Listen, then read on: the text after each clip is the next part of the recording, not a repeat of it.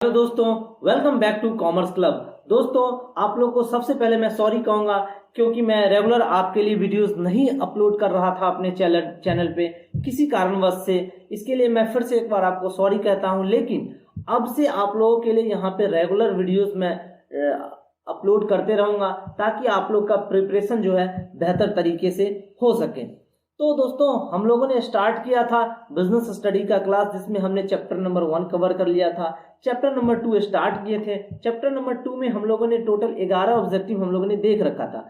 अब हम लोग चलते हैं ऑब्जेक्टिव नंबर 12 की ओर।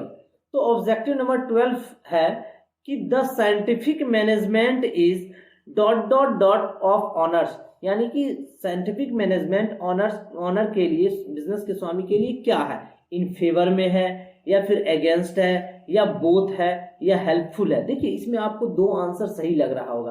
पहला लग रहा होगा कि फेवर में है और हेल्पफुल दोनों है, लेकिन आपको जो अप्रोप्रिएट आंसर है वो देना है। तो अप्रोप्रिएट आंसर जो होगा वो होगा ए, यानी कि फेवर में है। क्यों फेवर में है? क्योंकि साइंटिफिक मैनेजमेंट में जो होता है प्रोडक्शन ज्यादा होता है, वर्कर्स की काम करने की जो कैपेसिटी होती है वो इंक्रीज कर जाता है, इसलिए राइट जो आंसर होगा वो होगा ए। नेक्स्ट ऑब्जेक्टिव मेरा है कि इन द बिगिनिंग, यानी कि शुरुआत में, scientific management is by workers, यानी कि शुरुआत में साइंटिफिक मैनेजमेंट का वर्कर के द्वारा क्या किया जाता, वर्कर के द्वारा क्या किया जाता था? फेवर किया जाता था या फिर अपोज किया जाता था या दोनों किया जाता था या हेल्पफुल, मतलब मददगार था, हेल्पफुल था। तो देखिए, शुरुआत में जो साइंटिफिक मैनेजमेंट का बहुत विरोध किया गया था वर्करों के द्वारा। क्यों?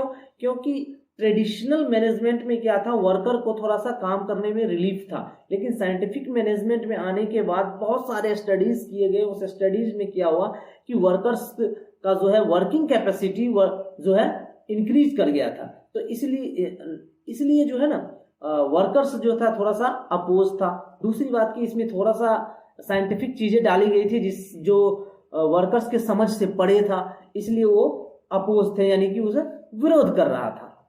चलिए, तो इसका राइट आंसर क्या हो जाएगा? राइट आंसर हो जाएगा बी। नेक्स्ट ऑब्जेक्टिव की तरफ बढ़ते हैं। नेक्स्ट ऑब्जेक्टिव है मेरा कि when scientific management was introduced, यानी कि साइंटिफिक मैनेजमेंट जो है कब इंट्रोड्यूस किया गया था, कब लाया गया था।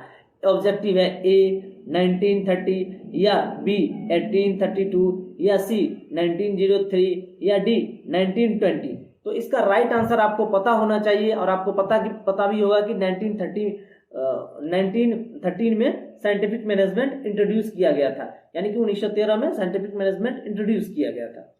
चलिए, इसका राइट आंसर क्या हो गया? ए।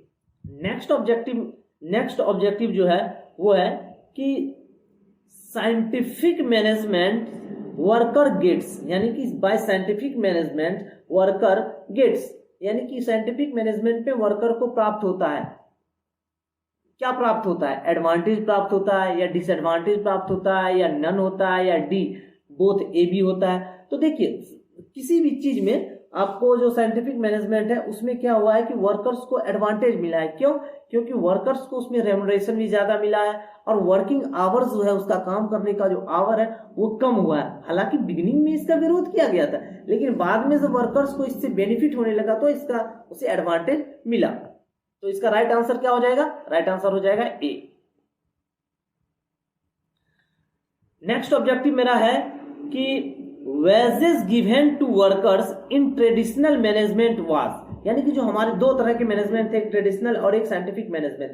तो ट्रेडिशनल मैनेजमेंट में क्या होता था और साइंटिफिक मैनेजमेंट में क्या होता था? साइंटिफिक मैनेजमेंट में आपको वर्कर्स को रेम्युनरेशन जो है हाई मिलता था, लेकिन ट्रेडिशनल मैनेजमेंट में वर्कर को रेम्युनरेशन थोड़ा सा कम मिलता था। ठीक है, तो इसका राइट आंसर क्या हो जाएगा? लो, यानी कि ट्रेडिशनल मैनेजमेंट में वर्कर्स को रेम्युनरेशन कम मिलता था। ओके, तो राइट आंसर इसका क्या हो गया? ए। नेक्स्ट ऑब्जेक्टिव मेरा है, नेक्स्ट ऑब्जेक्टिव है कि the experiments done by Taylor under scientific management were. सबसे पहली बात कि साइंटिफिक मैनेजमेंट किसने दिया था? FW टेलर ने। तो उसने बोला कि साइंटिफिक मैनेजमेंट जो टेलर के द्वारा किया गया था उसमें बहुत सारे एक्सपेरिमेंट किया गया था। उस एक्सपेरिमेंट में कौन कौन सा एक्सपेरिमेंट था? तो आपका ऑब्जेक्टिव है ए मोशन स्टडीज, बी फैक्टिग्यू स्टडी, सी टाइम स्टडी, या डी ऑल। तो ये सारे के सारे स्टडी साइंटिफिक मैनेजमेंट में स्टडी किया गया था। ये सारे के सारे एक्सपेरिमेंट कहाँ किया गया था? साइंटिफिक मैनेजमेंट पर। किसके द्वारा? एफडब्ल्यू टेलर के द्वारा। तो ये राइट जो इसका आंसर हो जाएगा सारे, ऑल, यानी कि डी। ओके, चलिए नेक्स्ट ऑब्जेक्टिव की तरफ बढ़ते हैं हम कि mental revolution is the essence of. Mental revolution is the essence of किसका है? तो साइंटिफिक मैनेजमेंट का है, या कॉम्बिनेशन है, या रेशनलाइजेशन है, या प्रोफेशन है। क्या है मेंटल रिवोल्यूशन? तो देखिए मेंटल रिवोल्यूशन जो है हमने बहुत सारे स्टडी किया था। तो वो मेंटल कहाँ पे स्टडी किया था? साइंटिफिक मैनेजमेंट पे हमने स्टडी किया था। तो इसका राइट आंसर क्या हो जाएगा? Scientific management. चलिए नेक्स्ट ऑब्जेक्टिव मेरा हो गया कि how are principle of management form, यानी कि मैनेजमेंट का जो प्रिंसिपल होता है वो कैसे बनाया जाता है। ठीक है, ए इन लेबोरेटरी, क्या लेबोरेटरी में तैयार किया जाता है? B by experience of manager, या C by experience of customers, या डी बाय सोशल साइंटिस्ट। किसके द्वारा बनाया जाता है, कैसे बनाया जाता है? तो आपको पता है कि मैनेजमेंट का जो प्रिंसिपल होता है वो एक्सपीरियंस के माध्यम से बनता है। जितने भी ये मैनेजमेंट के आदमी थे, जैसे एफडब्ल्यू टेलर हो गए, हेनरी फ्योल हो गए, ये लोग क्या थे? ये लोग खुद काम करते थे। कोई इंजीनियर था, तो कोई कुछ था। तो उस कारण से क्या हुआ, वो बहुत दिनों तक काम करते रहा मैनेजमेंट के क्षेत्र में, और उसके पास धीरे धीरे एक्सपीरियंस आते गया, और एक्सपीरियंस के आधार पर उसने क्या किया? प्रिंसिपल डेवलप किया। तो इसका राइट आंसर आपको क्या हो जाएगा? राइट आंसर हो जाएगा बी, यानी कि बाय एक्सपीरियंस ऑफ मैनेजर के एक्सपीरियंस के आधार पे मैनेजमेंट का प्रिंसिपल बनाया जाता है। चलिए राइट आंसर हमारा बी हो गया। नेक्स्ट ऑब्जेक्टिव मेरा है कि हेनरी फ्योल हेनरी फ्योल क्या था? सोशल साइंटिस्ट था, या माइनिंग इंजीनियर था, या अकाउंटेंट था, या प्रोडक्शन इंजीनियर था? तो आपको पता है कि वो माइनिंग इंजीनियर था। वो खनन, मतलब जो कोयला की खान में जो खुदाई उदाई होता था उसमें इंजीनियर था वो। तो इसका राइट आंसर क्या हो गया?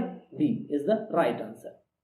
ओके, नेक्स्ट टॉपिक है मेरा कि which of the following is not a principle of management given by the Taylor. यानी एफडब्ल्यू टेलर ने कौन सा प्रिंसिपल का मैनेजमेंट का कौन सा प्रिंसिपल दिया था? साइंटिफिक मैनेजमेंट का प्रिंसिपल दिया था। उस साइंटिफिक मैनेजमेंट में हम लोगों ने बहुत सारे प्रिंसिपल पढ़े थे। उसमें से आपको ये ऑप्शन में से पता लगाना है कि कौन सा नहीं है। तो पहला, science not rule of thumb, ये एफडब्ल्यू टेलर के द्वारा दिया गया प्रिंसिपल है। Functional foremanship, maximum not restricted output, ये भी एफडब्ल्यू टेलर ने दिया है, ये भी एफडब्ल्यू टेलर ने दिया है। हार्मोनी नॉट डिस्कॉर्ड, ये भी क्या कहते हैं, एफडब्ल्यू टेलर ने दिया है। तो आपको जो है ये राइट आंसर ये हो जाएगा कि एफडब्ल्यू टेलर ने ये वाला प्रिंसिपल फंक्शनल फोरमैनशिप का नहीं दिया था। और इसमें यही पूछ रहा है कि एफडब्ल्यू टेलर ने कौन सा प्रिंसिपल नहीं दिया था। तो राइट आंसर क्या हो गया? राइट आंसर हो गया बी। नेक्स्ट ऑब्जेक्टिव मेरा है कि analysis in scientific management is, यानी कि साइंटिफिक मैनेजमेंट में एनालिसिस होता है कितना परसेंट होता है? 25%, 50%, 75%, या नन ऑफ दिस। क्या होता है? तो इसमें जो होता है साइंटिफिक मैनेजमेंट जो एनालिसिस का काम होता है सबसे ज्यादा होता है, वो 75% होता है। सबसे ज्यादा एनालिसिस ही तो किया जाता है इसमें। तो इसका राइट आंसर क्या हो जाएगा? राइट आंसर हो जाएगा सी। नेक्स्ट ऑब्जेक्टिव की तरफ चलते हैं। नेक्स्ट ऑब्जेक्टिव मेरा है by scientific management consumer are, यानी साइंटिफिक मैनेजमेंट में उपभोक्ता जो होता है, कंज्यूमर जो होता है, उसको क्या होता है? इफेक्ट नहीं होता है, कंज्यूमर इफेक्ट नहीं होता है, या फिर सफर एक्सप्लॉयटेशन मतलब उसका शोषण होता है, या फिर उसको बेनिफिटेड मतलब उसको कुछ लाभ मिलता है, बेनिफिट होता है, या नन ऑफ दिस। तो क्या होगा? देखिए साइंटिफिक मैनेजमेंट में हर लोगों का जो है बेनिफिट हुआ है, या प्रोडक्शन हो गया, उस पर ऑनर को हुआ है, वर्कर को हुआ है, और उसके बाद क्या कहते हैं कस्टमर को भी हुआ है। तो इस तब जाके साइंटिफिक मैनेजमेंट सक्सेसफुल हुआ है। तो इसमें राइट जो आंसर होगा वो राइट आंसर होगा सी, यानी कि साइंटिफिक मैनेजमेंट में कंज्यूमर का भी भला हुआ है, यानी कंज्यूमर को भी बेनिफिट मिला है। तो इसका राइट आंसर क्या हो जाएगा? राइट आंसर हो जाएगा सी। तो अब जो है ये चैप्टर नंबर 2 का जितना भी ऑब्जेक्टिव है मैंने लगभग क्लियर कर दिया है। अगर आपको किसी भी ऑब्जेक्टिव में डाउट है तो आप कमेंट सेक्शन में हमें कमेंट करके पूछ सकते हैं। और हाँ दोस्तों, एक बार फिर से कह रहा हूँ कि मेरे चैनल को सब्सक्राइब कीजिए और थोड़ा सा इसे प्रमोट कीजिए, ताकि मैं इतने मेहनत से जो वीडियोस बना रहा हूँ आप लोगों के लिए वो थोड़ा सा मुझे भी खुशी हो और मैं और दुगुने एनर्जी के साथ आपके लिए वीडियोस लेके आऊँ। चलिए मिलते हैं फिर एक नेक्स्ट वीडियोस में नेक्स्ट चैप्टर के साथ। तब तक के लिए वीडियोस देखने के लिए बहुत बहुत शुक्रिया।